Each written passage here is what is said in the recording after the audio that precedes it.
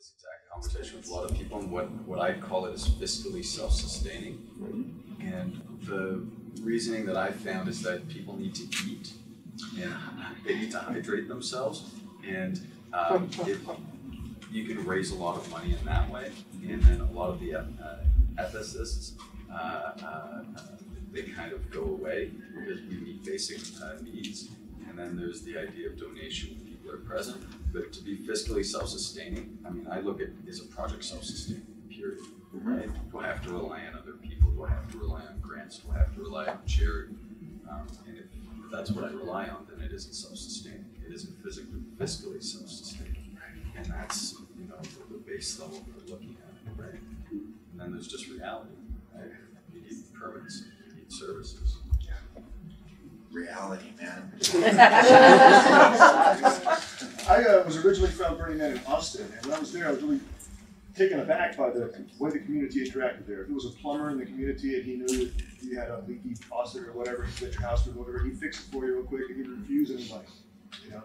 But then I moved to San Diego, and completely different situation, you know. I went from a city that was the most liberal and conservative state to most conservative and a liberal state. Everybody's wants and needs were a lot different, but I found that the artists there, the burners there, were more entrepreneurial, and they were more geared towards being professional artists. So where the guys in Austin would take their skill sets and do them for free for the community because they were burners, in California the artists were much more like, no, I'm a professional artist. If I want to come do anything for you, I'm going to give you a painting. I'm going to get a free ticket. I'm going to get whatever, but you're going to do something, or else I'm not going to come. And let's do it. Well, the discussion is leading me to what could happen in 20 years. We've got the faction that's the conservative interpretation of the 10 principles. There we have the liberal faction. And it becomes a bipartisan crazy. Orthodox and Reformed.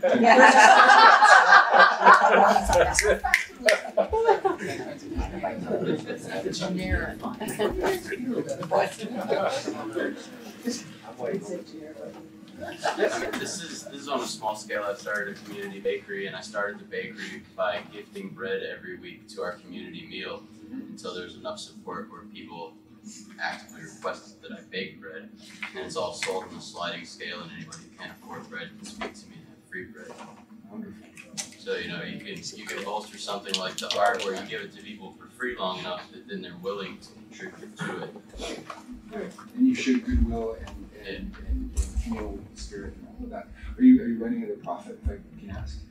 It's funding my Burning Man project in my community hall and paying for ingredients. Congratulations. That's really cool.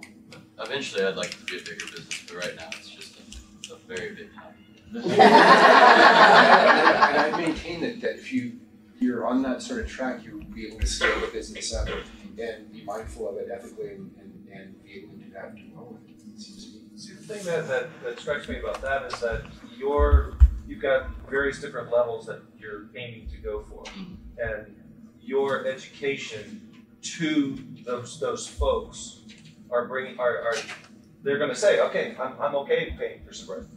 So Figment, you know, you guys basically say, so maybe it's a case of education at this point.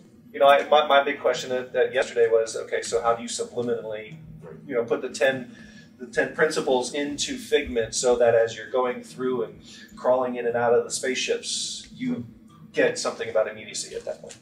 You know, maybe it's an educational role that has to be now fostered to say, hey, this is great, right?